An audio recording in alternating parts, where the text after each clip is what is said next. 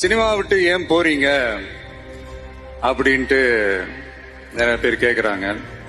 சினிமான்றது ஒரு மிகப்பெரிய ஒரு கடல். அதுல ஒரு கரையோரமா ஒரு சின்னதா ஒரு மணல் வீடு கட்டணும்னு தான் நான் ஆசைப்பட்டேன்.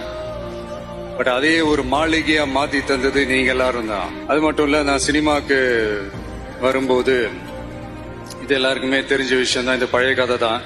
நான் ஃபேஸ் பண்ணாத விமர்சனங்கள் இல்ல, நான் ஃபேஸ் பண்ணாத அவமானங்கள் இல்ல, இந்த மாதிரி நிறைய காயங்கள் அதெல்லாம் தாண்டி தான் வந்திருக்கிறோம்.